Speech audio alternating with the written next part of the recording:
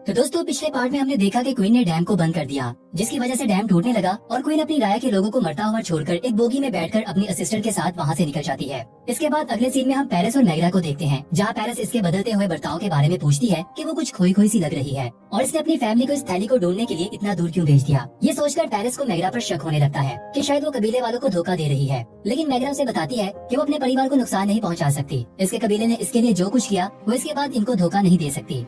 इसके बाद दूसरी ओर हम बाबा बॉस, कॉफिन और हैनिमा को देखते हैं, जो थैली और सामान की तलाश में दूर निकल आते हैं। फिर अचानक से कॉफिन को दूर से किसी के गुनगुनाने की आवाज सुनाई देती है। सभी लोग इस जगह पर पहुंचते हैं, जहां जंगल के बीच कोई रह रहा होता है। कॉफिन बाबा बॉस को इस जगह की हालत के बारे में बताता है। सभी लोग ये डिसाइड करते हैं कि वो यहाँ अपने खोए हुए सामान को तलाश करेंगे, क्योंकि इन्हें लगता है कि यहाँ पर शायद वही व्यक्ति रहता है जिसने इनका सामान चुरा लिया था। हैनिमा इस तलाश में इस जगह पर निकल पड़ती है और अपने सामान को खोजने लगती है। तभी से अपनी माँ की दी हुई वो थैली मिल जाती है, लेकिन अचानक से एक व्यक्ति इस पर हमला कर देता है। हैनिमा की आवाज सुनते ही बाबा बॉस और कॉफिन भी वहाँ पहुँच जाते हैं और वो व्यक्ति इन पर भी हमला कर देता है और इनकी जान लेने की कोशिश करता है। वो व्यक्ति कॉफिन की जान लेने ही वाला होता है कि बाबा बॉस इस पर झपट पड़ता है और इसे गिरा देता है और इसके शरीर पर हाथ लगाते ही पहचान लेता है कि ये देख सकता है। हैनिमा उसे छोड़ने को कहती है, क्योंकि वो जान जाती है कि ये बूट्स है और इसके पिता जर्ला का बेटा है। दूसरी ओर हम क्वीन और इसकी असिस्टेंट नेरी को देखते हैं, जो नदी किनारे आराम कर रहे होते हैं। कुछ समय रेस्ट करने के बाद जब वो वापस अपनी बोगी तक पहुंचते हैं, तो उसे पता चलता है कि इसका ड्राइवर वहाँ पर नहीं है। तभी क्वीन को पता चलता है कि इसके ड्राइवर की किसी ने जान ले ली है। इतने में अचानक शैडो नामी ग्रुप नेरी पर हमला कर देते हैं और इसकी जान ले लेते हैं और क्वीन को किडनैप कर लेते हैं।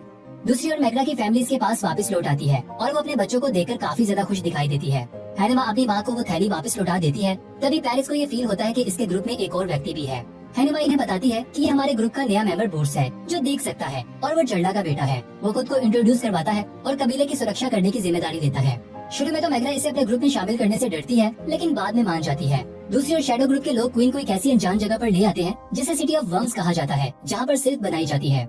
शैडो ग्रुप के लोग क्वीन को इनके सरदार कट के हवाले करते हैं, जो क्वीन को अपना गुलाम बनाकर काम करने के लिए रख लेता है। क्वीन कड़ को चेतावनी देती है कि वो बहुत बड़ी भूल कर रहा है, जिस पर कड़ को गुस्सा आ जाता है और वो क्वीन के गले में रस्सी डालकर इसे बताता है कि अगर इसने यहाँ से भागने की कोशिश की तो इसकी जान ले ली जाएगी।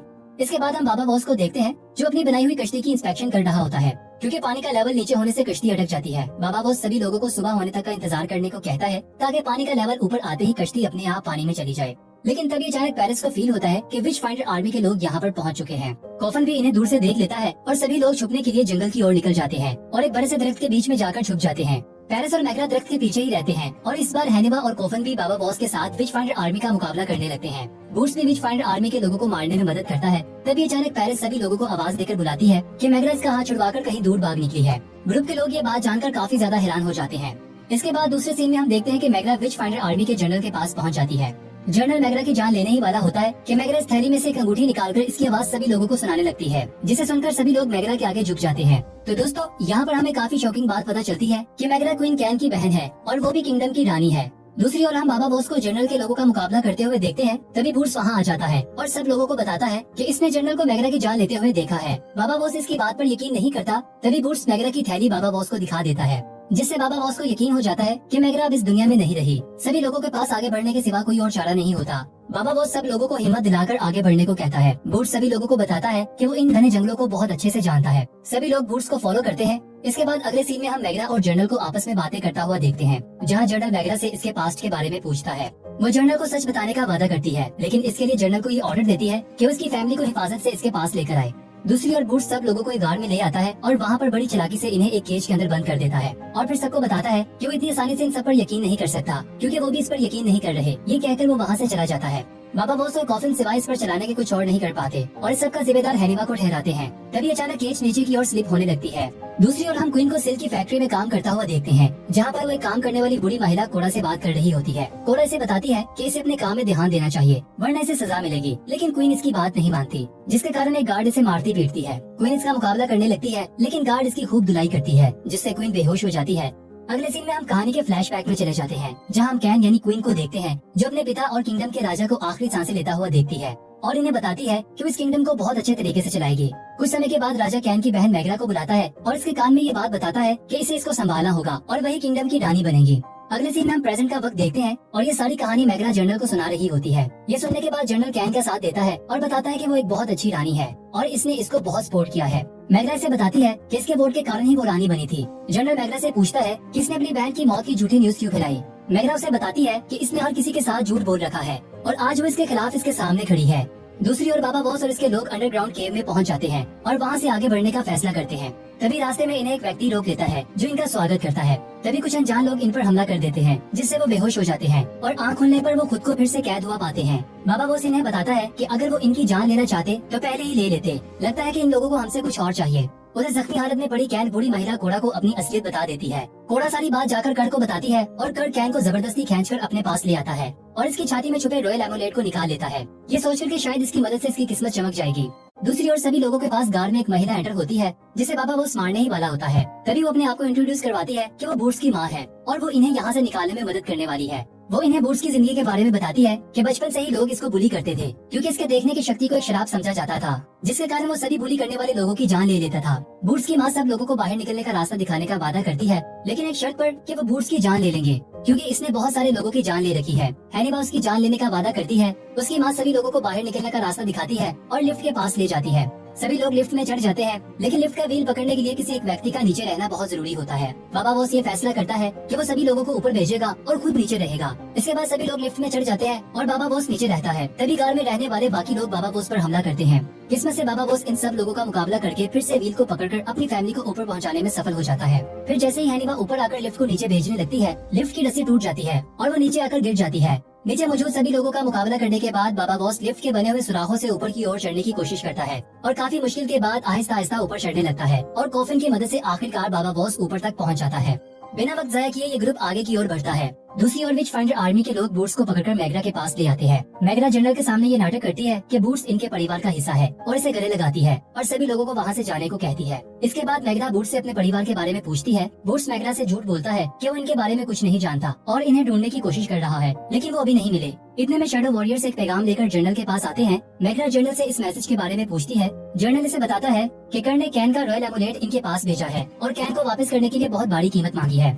बूट्स मैगरा को बताता है कि वो पास खड़े शैडो आर्मी के लोगों को देख सकता है। वो मैगरा को उसकी बहन को वापस लाने में मदद करने की ऑफर करता है, लेकिन इसके लिए वो इसकी किंगडम ज्वाइन करना चाहता है। मैगरा बूट्स की दी हुई इस ऑफर के बारे में सोचने लगती है। मैसेज लेके आने वाले शैडो वॉरियर्स में से एक वॉरियर को जनरल मौत के घाट उतार देता है और दूसरे को टॉर्चर करके इनसे इनका ठिकाना पूछता है। कुछ समय के बाद जनरल मैगरा को बताता है कि इसे कैन की लोकेशन मिल गई है और वो अपने सारे आदमियों के साथ इस जगह को छोड़कर जा रहे हैं और वो ये भी जानता है कि बूट्स उसका असल बेटा नहीं है बल्कि वो जर्ला का बेटा है क्योंकि इसके पास देखने की शक्ति है। मैगरा इसकी बात को मान लेती है और जनरल से कहती है कि इसे इसकी फैमिली को ढूंढकर लाने का वादा पूरा करना होगा। जनरल इस बात से इनकार कर देता है और बताता है कि वो ऑलरेडी अपना वादा पूरा कर चुका है और वो इसकी फैमिली को नहीं ढूंढ पाया। इतने में बूट्स इनके बीच में टपक पड़ता है, लेकिन जनरल बूट्स को हद में रहने को कहता है और इसे भी बताता है कि वो अपने देखने की शक्ति की वजह से खुद को सुपीरियर न समझे। जनरल मैगरा की बात पर एग्री हो जाता है और अपने 8 आदमियों को पीछे छोड़कर खुद मैगरा, बूट्स और अपने बाकी आदमियों के साथ इनकी लोकेशन पर पहुंच जाता है। दूसरी ओर हम बाबा बॉस और बाकी लोगों को पहाड़ के रास्ते से गुजरता हुआ देखते हैं, जहाँ पर वो एक खुले मैदान में आ जाते हैं और रात यहीं पर गुजारने का फैसला करते हैं। कोफन बाबा बॉस को बताता है कि वो दूर से लेवेंडर के फूलों का रास्ता देख सकता है, जिसका मतलब ये है कि हाउस ऑफ एनलाइटमेंट यही नजदीक है। दूसरी ओर सिटी ऑफ वर्म में कोड़ा क्वीन कैन के लिए खाना लेकर आती है, लेकिन कैन इस खाने को फेंक देती है, जिसकी आवाज सुनते ही गार्ड कैन पर बुरी तरह से वार करता है, जिससे वो पास आउट हो जाती है। अगले दिन बाबा बॉस और बाकी लोग अपने सफर को कंटिन्यू करते हैं, जहाँ वो फूलों के रास्ते से होते हुए एक ऐसी जगह पर आ जाते हैं जहाँ पर इन्हें लाशों की स्मेल आने लगती है, जिसका मतलब ये होता है कि रास्ता बहुत ही खतरनाक है। लेकिन बाबा बॉस सभी लोगों को आगे बढ़ने को कहता है क्योंकि इतने नजदीक आने के बाद वो पीछे नहीं हटने वाले। वो डेड बॉडीज को इग्नोर करते हुए आगे बढ़ जाते हैं। दूसरी ओर जनरल और बाकी सब लोग सिटी ऑफ वर्म्स का पता लगा देते हैं और बूट्स को इस इलाके की छानबीन करके सारी बात बताने को कहते हैं। वो जनरल को पहरेदारों की ड्यूटीज और सारी जगह की जानकारी देता है, जिसे सुनने के बाद जनरल इन सब लोगों से खुद ही निपटने का फैसला करता है और मैगरा के हुक्म के खिलाफ चला जाता है। वो सिल्क फैक्ट्री के अंदर आ जाता है और गार्ड्स की जान लेने लगता है। कोड़ा और कैन भी मौका पाते ही मिलकर छुरी से वार करके कर्ट की जान ले लेते हैं। कैन को आजाद करवाने के बाद जनरल इसे बताता है कि वो अब सुरक्षित है। तभी मैगरा इनके पास आती है, लेकिन अपनी बहन को फौरन पहचान लेती है और उसे उसके नाम से बुलाती है। लेकिन कैन जनरल को बताती है कि इसने डैम तोड़ दिया है, जिससे कैंजुआ डूब चुका है और सारे लोग भी मर चुके हैं। वो जनरल को ऑर्डर देती है कि सभी लोगों को ये बताएं कि भगवान ने निराश होकर सभी लोगों को मार दिया है सिवाय रानी के। ये सुनते ही जनरल काफी हैरान हो जाता है और इसके दिल में कैन के लिए नफरत पैदा होने लगती है और वो मैगरा के साथ मिल जाता है और क्वीन कैन को रिप्लेस करने के बारे में सोचता है। उधर सभी लोग हाउस ऑफ एनलाइटमेंट के करीब पहुंचने वाले होते हैं। तभी बाबा बॉस कुछ नोटिस करता है और एक पत्थर को उठाकर जमीन पर फेंकता है। पत्थर गिरते ही इस पर बहुत सारे तीर बरसते हैं। तभी बाबा बॉस एक तीर अंदाज की तरफ इशारा करते हुए कोफन को इस पर वार करने को कहता है। कोफन अपनी कुल्हाड़ी से तीर अंदाज पर वार करता है, जिससे वो जमीन पर गिर जाता है।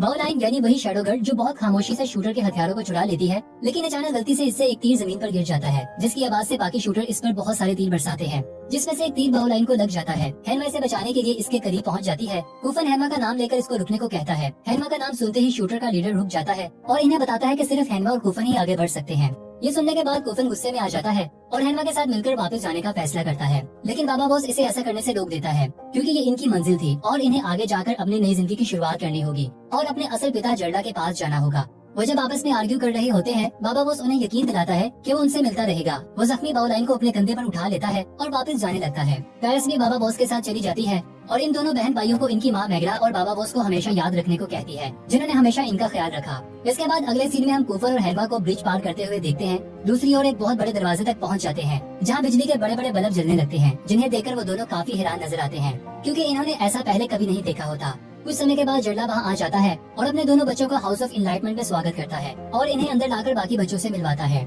डिनर के बाद वो हेनमा और कूफन को इनका कमरा दिखाता है और इन्हें बताता है कि वो यहाँ पर आराम कर सकते हैं। जर्डा के जाते ही कूफन को नींद नहीं आती, तो अपनी बहन के कमरे में आकर इसके साथ लेट जाता है। दूसरी ओर जनरल बूट्स को कोरा पर नजर रखने को कहता है। इसके बाद जनरल मैगरा से मिलता है और इसे बताता है कि क्वीन कैन के बारे में बिल्कुल सही थी। क्वीन कैन सिर्फ अपने बारे में सोचती है। जनरल इसे ये भी बताता है कि वो क्वीन को तख्त से हटाने में इसका साथ देगा। दोनों इस बात पर आखिरकार एग्री हो जाते हैं। इसी समय क्वीन कैन कोरा के पास आती है और उसे बताती है कि वो बूट्स को अपने साथ मिलाए। कोरा बूट्स को क्वीन कैन की मदद करने को कहती है और साथ ही ये भी बताती है कि क्वीन कैन इसे अपने साथ मिलाने पर एग्री हो गई है। फिर मैगरा अपनी बहन कैन से मिलती है और तख्त उसके हवाले करने को कहती है। कैन काफी गुस्से में आ जाती है और इस बात से इनकार कर देती है और बताती है कि वो कभी भी तख्त को किसी के हवाले नहीं करेगी जब तक कि वो जिंदा है।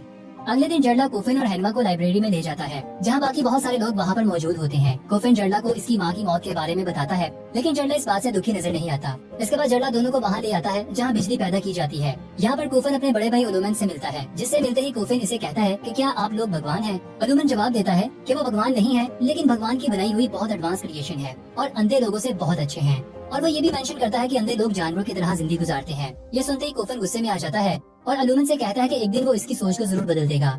दूसरी ओर बाबा बॉस और पेरिस एक कबीले तक पहुंचकर मदद मांगते हैं, क्योंकि इनकी साथी जख्मी होती है। कबीले का आदमी एग्री हो जाता है, लेकिन सिर्फ एक शर्त पर कि बाबा बॉस और पेरिस को यहाँ से जाना होगा। इनके पास कोई दूसरा रास्ता नहीं होता, इसलिए बाबा बॉस और पेरिस बाउलाइन को गुड बाय कहते हैं और वहाँ से चले जाते हैं। अगली रात कूफन को नींद नहीं आती, तो वो घर में यहाँ वहाँ भटक रहा होता है। तभी वो नोटिस करता है कि एक आदमी वॉक करता हुआ कहीं जा रहा होता है।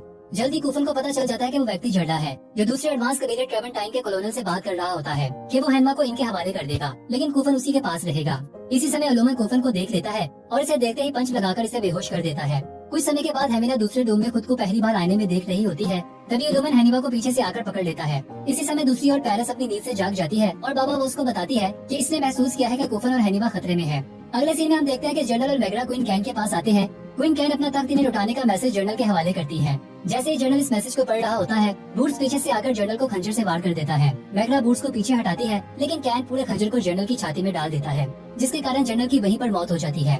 क्वीन मैगरा को बताती है कि वो विच फाइंडर आर्मी को ये बता देगी कि जनरल ने निराश होकर ट्रेडिशन के मुताबिक अपनी जान ले ली है। दूसरी ओर हाउस ऑफ इनलाइटमेंट में जर्डा कूफन से मिलता है और उसे कमरे में कैद करके रखता है। वो कूफन को बताता है कि अगर वो हेनिमा को ट्रेवेंटाइन के हवाले नहीं करेगा तो उसकी सारी फैमिली खतरे में पड़ सकती है। तभी वो कूफन को शांत करने की कोशिश करता है और इसे अपना बेटा बुलाता है, लेकिन कूफन इसे अपना पिता नहीं मानता। जर्डा अपने एक आदमी को पिस्तौल देता है और इसे कूफन की जान लेने को कहता है। दो आदमी कूफन को बाहर लेकर आते हैं और इसकी जान लेने ही वाले होते हैं कि तभी अचानक बाबा बॉस वहाँ पर आ जाता है और इन दोनों आदमियों को मार देता है। इसके बाद बाबा बॉस हाउस ऑफ इनलाइटमेंट में एंटर हो जाता है और जर्डा के लोगों को मारने लगता है।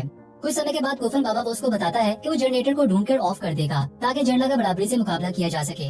कूफन वहाँ से निकल जाता है। बाबा बॉस आगे बढ़ता है और जर्डा का नाम जोर जोर से पुकारने लगता है।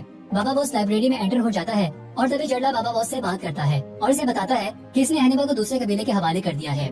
ये सुनते ही बाबा बॉस गुस्से में आ जाता है। जर्डा बाबा बॉस पर अटैक करके इसे जख्मी कर देता है। बाबा बॉस छिपने की कोशिश करता है, लेकिन जर्डा उसे ढूंढकर इसकी तरफ गोली चलाता है, जो कि इसके कंधे पर लगती है। तभी जनरेटर बंद हो जाता है और सारी लाइट्स ऑफ हो जाती है। ये महसूस करते हुए बाबा बॉस जर्डा पर अटैक करता है। इतने में ओलुमन वहाँ पर आ जाता है और बाबा बॉस को शूट करने की कोशिश करता है, लेकिन इससे पहले कि वो शूट करता, कूफन पीछे से आकर ओलुमन पर जोर से वार करता है, जिससे ओलुमन बेहोश हो जाता है। और इसके बाद बाबा बॉस बहुत ही बेरहमी से जर्डा की आंखें निकाल लेता है और वहाँ से चला जाता है।